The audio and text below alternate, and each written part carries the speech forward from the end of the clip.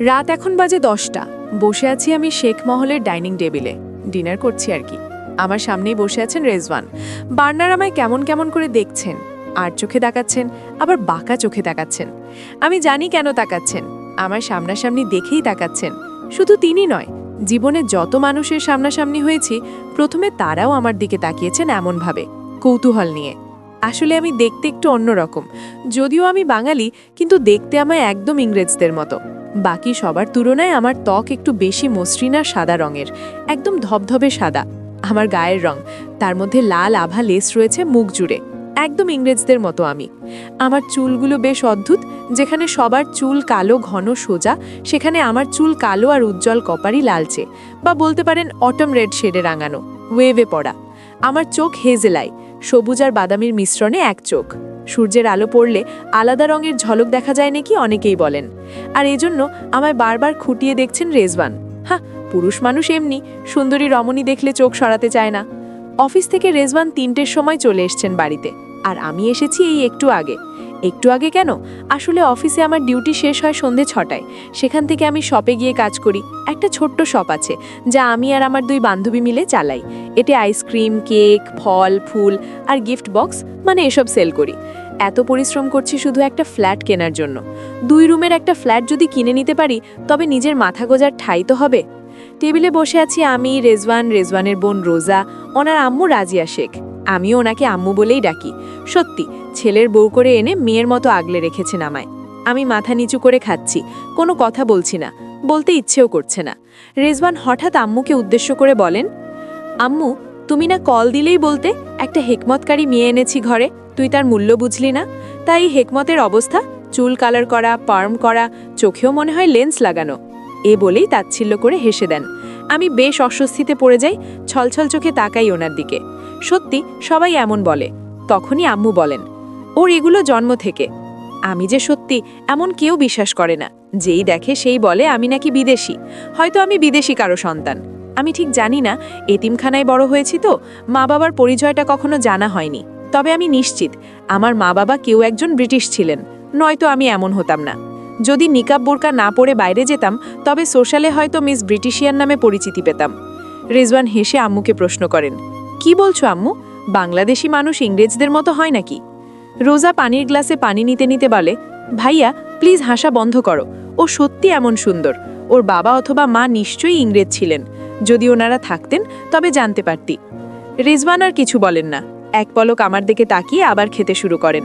তখনই আম্মু বলেন, রেজওয়ান, যেহেতু দেশে মায়ের কাছে এসেছো, তবে মায়ের পছন্দ করা মেয়ের সাথেই সংসার করতে হবে। তুমি করবে কি? যদি করো না, তবে বাবা নিজের মায়ের কথা ভুলে যাও। এমন কথা শুনে চমকে তাকাই আমি আম্মুর দিকে। কি এত সরাসরি কথা! রেজওয়ান থতমত খেয়ে এক পলক আমার দিকে তাকান, তারপর আমতা আমতা করে বলেন, আমি ভেবে দেখব। আম্মু কঠোর গলায় বলেন, অনেক ভাবার সময় পেয়েছো, আগামীকাল সকালেই আমার উত্তর চাই। এ বলেই আম্মু টেবিল থেকে উঠে বেসিনের দিকে যান। আমিও পানি খেয়ে চুপচাপ উঠে যাই। রেজওয়ান রাগ নিয়ে তাকিয়ে আছেন আমার দিকে হয়তো, কিন্তু এতে আমার কিছু করার নেই। রোজাও উঠে আসে, আমি কিচেনে চলে আসি। কিচেনের পেছনে পেছনে রোজা এসে বলে, যাক, অবশেষে তোর আর ভাইয়ার সংসারটা হবে। আমি রোজার দিকে তাকিয়ে মুচকি হেসে বলি, দেখ গে, তোর ভাই মনে হয় লাগেজ গোছাচ্ছে আবার আমেরিকা যাওয়ার জন্য। রোজা এটা শুনে ঠোঁট উল্টে বলে, তুই মনে হয় সব জানিস, ভাইয়া এবার যাবে না, দেখে নিস। আমি দীর্ঘশ্বাস ফেলে ফ্রিজ থেকে একটা সফট ড্রিঙ্ক নিতে নিতে বলি, তোর ভাই তাকালে কি আর না তাকালেই কি, আমার কিছু যায় আসে না এসবে। রোজা মুখ ভেঙচি দিয়ে বলে, হয়েছে, আর ভাব দেখাইস না, বেস্ট ফ্রেন্ড হই তোর আমি, সব জানি তোর সম্পর্কে আমি। আমি হেসে ফেলি, হ্যাঁ, আমার বেস্ট ফ্রেন্ড রোজা। আমরা 3 বান্ধবী, 3 বছর আমাদের সম্পর্কের, আমি, রোজা আর মাইশা। তো যাই হোক, ওর সাথে বকবক করতে করতে নিজের রুমে চলে আসি। আমায় এই বাড়িতে আলাদা একখানা রুম দেওয়া হয়েছে। রুমটা একদম আমার মনের মতো, বড় ব্যালকনি, বড় জানালা, সব মডার্ন জিনিস বহে। আমার রুমটা মডার্ন মিনিমালিস্ট স্টাইলে সাজানো, হালকা অফ হোয়াইট ওয়ালস, সাথে নিউট্রাল টোনের কার্পেট আর ম্যাট ব্ল্যাক ফার্নিচার, বড় বেড, সোফা, একপাশে ফ্লোর টু সিলিং গ্লাস জানালা, জানালার সঙ্গে যুক্ত একটা ছোট্ট ব্যালকনির বড় দরজা। জানালার পাশে রাখা আছে একটা স্লিম মডার্ন প্রেয়ার কর্নার, ওয়াল মাউন্টেড কিবলা দিক নির্দেশক, নরম জানামা, যার একটা শেলফে সযত্নে রাখা কোরআন শরীফ, তাসবি আর আতরের ছোট বোতল। সবকিছুই একদিন ক্লিন রাখি আমি। রুমের অন্য পাশে আছে এক টুকরো ব্যক্তিগত স্পেস, একটা ওয়াল ডেস্ক, যেখানে ল্যাপটপ, জার্নাল আর এক কোণে ছোট্ট সাদা আল কুরসি ল্যাম্প। টেবিলের ওপর একটা মিনিমাল ক্যালিগ্রাফি আর্ট ফ্রেম। আলহামদুলিল্লাহ। রুমে এসে কিছু অফিসের কাজ নিয়ে বসে পড়ি। আগামীকালই প্রজেক্ট সব বুঝিয়ে দিতে হবে রেজওয়ানকে, নয়তো কুত্তার মতো কাউ কাউ করবে। আজ সারাদিন আমায় অসম্ভব কাটিয়েছে এই কুমির রেজওয়ান। আপনাদের তো পরিচয়ই দেওয়া হলো না। আমি নৌরিন আরা নুজা, বয়স 20, অনার্স দ্বিতীয় বর্ষে পড়ছি। আমার ডাকনাম নুজা। জানি না নামটা কে রেখেছেন। ছোটবেলায় এতিমখানায় বড় হয়েছি। 12 বছর বয়সে অন্য এতিমখানায়, মহিলা মাদ্রাসায় শিফট হয়েছি। অবশ্য সেটা আগের এতিমখানার হেড ম্যাডামই করেছিলেন। 14 বছর বয়সে যে এতিমখানায় থাকতাম, সেই এতিমখানার হেড ম্যাডাম আমায় নিজের মেয়ে বানিয়ে বাড়ি নিয়ে যান। ওনার স্বামী মারা গিয়েছিলেন। ওনার সন্তান সন্ততিও নেই। লাভ ম্যারেজ করেছিলেন বলে পরিবার থেকেও বিচ্ছিন্ন ছিলেন। আমি ওনার জীবনে যাওয়ার পর আমি ওনার দুনিয়া হয়ে উঠি। আমারও দুনিয়া বলতে উনিই ছিলেন। আমরা মা মেয়ে একে অপরের দুনিয়া ছিলাম। কিন্তু আফসোস, আমার কপালে সুখ রইল আর কই। আমার বয়স যখন 18, তখনই আমার মায়ের ক্যান্সার ধরা পড়ে। কিন্তু আমি জানতাম না, আমার মা আমায় সুন্দর একটা লাইফ দেওয়ার জন্য ওনার বান্ধবী রাজিয়া অর্থাৎ আম্মুর সাথে কথা বলে সপ্তাহের ভেতর আমার আর রেজওয়ানের বিয়ে দিয়ে দেন। বিয়ের পরের দিন যেমন রেজওয়ান আমায় ত্যাগ করে চলে গিয়েছিলেন, তেমনি আমার মা, আমার দুনিয়া, আমার একমাত্র আশ্রয় আমায় ছেড়ে চলে গিয়েছেন। তবে তিনি জেনে গেছেন যে আমি সুখে আছি। সে থেকে আমার পড়াশোনা সবকিছুর দায়িত্ব রেজওয়ানের মা নেন। তিনি তা পালনও করছেন। মেয়ের মতো রেখেছেন আমায়। আমি নিজে কিছু করতে চাই বলেছিলাম, তাই ওনার অফিসে জব দিয়েছেন। আমি এই জব করে অল্প অল্প করে টাকা জমাচ্ছি নিজের মতো বাঁচার জন্য। কারণ আমি জানি রেজওয়ান আজ নয় কাল আমায় ডিভোর্স দিয়েই দেবেন। তখন আমি কি পরিচয়ে থাকবো এই বাড়িতে? আর ওনারাই বা কোন মুখে রাখবেন আমায়? জানেন, এই দুনিয়াটা না বড় কঠিন, তাই নিজের পথ নিজেই খুঁজে নিচ্ছি। রেজওয়ান শেখ, বয়স 28। জানি না কি কাজ করেন, তবে এখন থেকে তো সিইও শেখ সিস্টেমসের। মা রাজিয়া শেখ, বাবা ইমরান শেখ, ছোট বোন রোজা শেখ যে আমারই বয়সী। ওনার নানা বাড়িও শেখ বংশ, ওনার দাদা বাড়িও শেখ বংশ। তাই তো স্বামীর থেকে আলাদা থাকলেও রাজিয়া শেখ রয়েছেন। আর শেখ সিস্টেমসটা রাজিয়া শেখ আর তার পরিবারের, যার একমাত্র উত্তরাধিকারী রেজওয়ান শেখ। ওনার বাবা মায়ের আলাদা থাকার কারণ আমার জানা নেই, শুধু জানি আলাদা থাকেন। আমেরিকায় নাকি ইমরান শেখের অনেক বড় বিজনেস আছে। বিষয়টা সুন্দর, হাজব্যান্ড ওয়াইফ দুজনেই মিলিয়নেয়ার বিজনেস পারসন। এসব ভাবতে ভাবতে কাজও করিনি। প্রায় ঘণ্টাখানেক বসে থাকায় পা জমে গেছে, তাই উঠে দাঁড়াই। ধীরে ধীরে ব্যালকনিতে যাই। বাইরে হালকা বাতাস দিচ্ছে। রাতের বাতাস আসলেই অনেক সুন্দর লাগে গায়ে লাগলে। আমার ব্যালকনিটা আধুনিকতায় ভরপুর।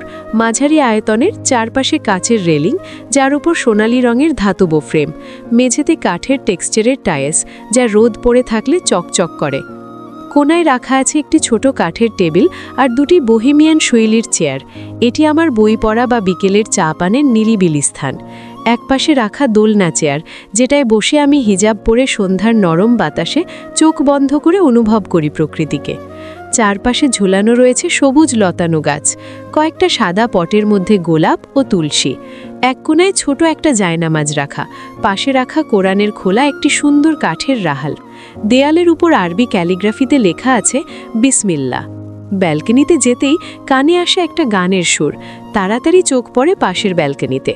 উমা, এ তো দেখি অন্ধকারের মধ্যে রেজওয়ান। ওনার পাশের রুমটাই আমার, সেই সুবাদেই দেখা। ওনাকে দেখলাম আকাশের দিকে তাকিয়ে গান গাইছেন, মন প্রাণ উজাড় করে গাইছেন। গানটা হলো, oh bad boy messing with the boom boom, oh bad boy riding on the vroom vroom. আস্তাগফিরুল্লাহ, এসব কি গান? এগুলো মুখ দিয়ে উচ্চারণ করে কেমনে? আমার তো কান দিয়ে মগজ গলে পড়ে যাচ্ছে। এই রাত দুপুরে এইসব গান শুনেছি। কেন যে এলাম ব্যালকনিতে? ভুলটা আমারই। রেজওয়ান হয়তো আমার উপস্থিতি টের পেয়েছেন, তাই গান বন্ধ করে ধীরে ধীরে উঠে এসে একদম আমার ব্যালকনির কাছে এসে দাঁড়ান। উনি কাছে আসতেই স্পষ্ট দেখতে পাই, ছিস, কি নির্লজ্জ পুরুষ! গায়ে শুধু একটা গ্রে হাফ কোয়ার্টস, উপরের অংশ পুরোপুরি উন্মুক্ত। গলায় ঝুলছে একটা স্লিম গোল্ড চেন, হালকা বাতাসে দুলছে সেটাও। তার শরীরটা একদম ফিট, যেমনটা জিমে ঘাম ঝরিয়ে তৈরি হয়। ব্রড শোল্ডার, ডিফাইন্ড কলার বোন, বুকের স্পষ্ট ম্যাসেল আর টোন্ড অ্যাবস, এক একটা শেড করা লাইন এমনভাবে ফুটে উঠেছে চোখ সরিয়ে নেওয়া মুশকিল হয়ে গেছে আমার পক্ষে। গায়ের ত্বকটাও পরিষ্কার, হালকা গন্ধ আসছে কোনো স্পোর্টস বডি স্প্রের। ওনার এই বডি ল্যাঙ্গুয়েজ, নজর পড়ার কায়দা সব মিলিয়ে যে কারো চোখে আটকে যাওয়ার জন্য যথেষ্ট। আমি চোখ নামিয়ে নিতে চাইলেও চেয়ে থাকি, মনে হচ্ছে উনিই দৃশ্যটা তৈরি করে দিয়েছেন আমার জন্য। ভেতরটা কেমন ছটপট করছে, অস্বস্তিও লাগছে, আবার অদ্ভুত এক অনুভব। লজ্জা লাগছে আমার, এমন পরিস্থিতিতে পড়ব আশা করিনি। তাই আর না তাকিয়ে নিজের চোখকে সংযত করে চুপচাপ রুমের দিকে পা বাড়াই। তখনই উনি ব্যালকনির রেলিং 2 হাতে ধরে আমায় বলেন, শোনো মেয়ে। ডাক শুনে আমি থামতে চাই না, কিন্তু আমার পা থেমে যায়, ভেতরটা টাস করে ওঠে। না জানি এখন এই পিরুষটা আমায় কি বলবে। থমকে গিয়ে ঘাড় ঘুরিয়ে পিছনে তাকিয়ে শান্ত গলায় বলি, জি বলুন। উনি চোখ দিয়ে ইশারা করে বলেন, এদিকে এসো। আমি চুপচাপ ওনার সামনে যাই, গিয়ে বলি, বলুন। উনি আমায় প্রশ্ন করেন, সংসার করতে চাও আমার সাথে? এমন প্রশ্নের সাথে সাথে স্তব্ধ হয়ে যাই। আমি কি উত্তর দেব খুঁজে পাচ্ছি না, তবে উত্তর দিতে হবে, তবে ভেবে চিনতে। তাই নির্লিপ্ত গলায় বলি, আপনার কি চাওয়া? উনি তপ্ত শ্বাস ফেলে বলেন, শোনো, আমি সরাসরি বলছি, আমার তোমায় পছন্দ নয়। আমি তোমার সাথে সংসার করতে আসিনি। আমি এসেছি আম্মুকে আব্বুর কাছে নিয়ে যেতে। আর আম্মুকে রাজি করাতে হলে তোমার সাথে সংসার করার নাটকটা করতে হবে আমার সাথে। এমনিতেই তো আমার বউ নামে বসে আছো আমার বাড়িতে। এমন আবদার শুনে হুঁশ উড়ে যায় আমার, কিন্তু আমার কাছে এই প্রস্তাবটা একটা সুযোগ মনে হয়। তাই আমি সাথে সাথে বলি, ঠিক আছে, তবে এর বিনিময়ে আমার কিছু চাই। রেজওয়ান তাচ্ছিল্যের হাসি দিয়ে বলেন, আর কি চাইবে? নিশ্চয়ই টাকা চাইবে। সমস্যা নেই, টাকা পেয়ে যাবে, তবে এই ডিল সম্পর্কে কেউ যেন না জানতে পারে। আগামীকাল থেকেই নাটক শুরু করবে, ওকে? সত্যি কত সহজে আমায় লোভী ভেবে নিলেন। মেকি এক হাসি আমি বললাম, আমার টাকার প্রয়োজন নেই, আমার মুক্তি চাই। দয়া করে আমাকে ডিভোর্স দিয়ে দেনমোহরগুলো ঠিকঠাক দিয়ে দেবেন। রেজওয়ান হাসি দিয়ে উত্তর দিলেন, হাহ, এই না বললে টাকার দরকার নেই, তো এখন চান দেনমোহর? আমি দাঁত চেপে বললাম, দেনমোহর আমার পাওনা, এটা আপনার দয়া নয়, বুঝলেন? রেজওয়ান আবার হাসি দিয়ে বললেন, ওকে ওকে, পেয়ে যাবে যা চাও, তারপরও আমার ঘাড় থেকে নেমে যাও। আমি আর কিচ্ছু বললাম না, চুপচাপ ঘরে চলে এলাম। তখনই পিছন থেকে বলেন, বাই দ্য ওয়ে, তোমার নামটা কি? আমি আর ওনার দিকে তাকাই না, ঘাড় ঘুরিয়ে দাঁড়িয়ে থেকে ছোট্ট করে বললাম, নুজা। এই বলেই আমি চুপচাপ রুমে ঢুকে পড়লাম। আবার নুজার যাওয়ার দিকে তাকিয়ে রেজওয়ান নিজের থেকে বলে, ভাই, মেয়েটা আসলেই মারাত্মক সুন্দর, একদম ইংল্যান্ডের প্রিন্সেসদের মতো। এরপর নিজের সঙ্গে হেসে বলে, সো হোয়াট, ও সুন্দর হোক বা না হোক তাতে আমার কি, আমার দরকার এই আজাব থেকে মুক্তি।